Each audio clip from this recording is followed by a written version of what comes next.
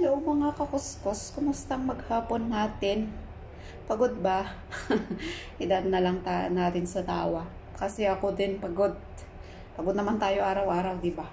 So usapang utang tayo guys. So familiar. Anyway, lahat tayo relate, di po ba? Diba pag nagbabakasyon ka o kaya may mag-chat sa'yo, tita po utang, ganito, ganyan, babayaran ko sa end of the week or kaya sa katapusan, babayaran ko sa sahod kasi kailangan ng tuition ni ganito, ganyan or kaya pambili ng pagkain or pampagamot. Ang daming rason, di po ba? So, kami naman, si maawain, pinahiram kayo. Tapos, kalaunan, kami yung magmamakaawa na maningil. Kami pa yung mag-e-explain bakit namin kailangan yung pera naming inutang ninyo.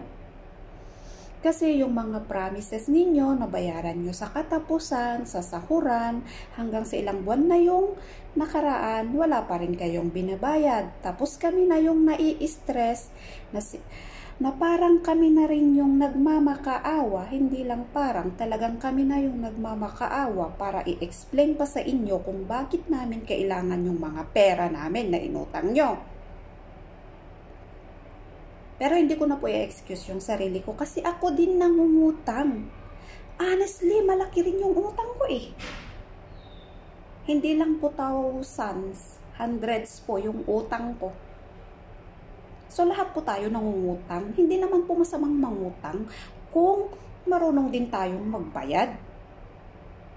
Pera po, utang po, yung usapan, hindi hingi, di po ba? Pautang naman po yung sinabi ninyo, di po ba?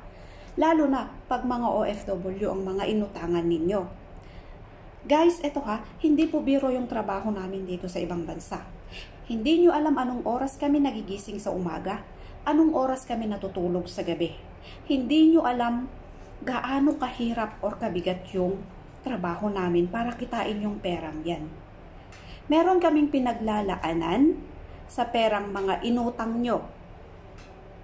Pero dahil nagmakaawa kayo na kailangan nyo at babayaran nyo sa ganito ganyan, kami naman si maawain binigay namin sa inyo. Kasi nga sabi nyo babayaran nyo sa katapusan or sa sahuran. Hanggang sa ilang buwan na yung nakaraan, hanggang sa umabot ng buwan, taon, wala pa rin. Ito po ay para sa mga hindi talaga marunong magbayad ng utang. Kami na rin po yung nag-e-explain bakit namin kailangan yung pera namin. Hello? Hindi po biro yung pag-iipon dito sa ibang bansa, guys. Maswerte nga kayo nung nagsabi kayo, meron kaming hawak na yun ay iniipon namin dahil naawa kami sa inyo, pinahiram namin.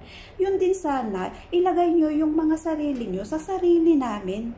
Kasi dugot pawis po yung puhunan namin para maipon ang mga yan. Hindi po namin pinupulot yung pera dito sa ibang bansa. Ito uulitin ko, pag OFW po yung inutangan ninyo at nabigyan kayo, maswerte kayo. Kasi hindi po lahat ng OFW pwede nyong utangan. Kasi marami din yang obligasyon. Kaya nga sabi ko, pag nakautang ka sa isang OFW, ang swerte mo. Kasi may hawak siyang pera na siguro yun nilalaan sa kanyang bayarin o nilalaan sa kanyang pagre-retiro. Pero dahil lumapit ka at naawa siya sa'yo, binigay niya. Ikaw naman itong si pasaway, na yung sabihin mo na babayaran mo sa katapusan sa sahuran hanggang umabot na ng buwan at taon, di ka pa nagbabayad. Ito namang si OFW na i-stress na, pinupost na rin sa Facebook kasi doon lang naman niya na ilalabas yung sa loobin niya. Tapos ikaw deadma pa rin. Hello! Ang hirap pong kitain ng yung pera dito sa ibang bansa. Kaya sana matuto rin po tayong magbayad. Ang usapan po is utang. Hindi po kami namumulot ng pera dito. Hindi nyo nakikita kung anong hirap yung mga trabaho namin. Kung anong oras kami kumakain, kung ilang beses kami kumakain sa isang araw.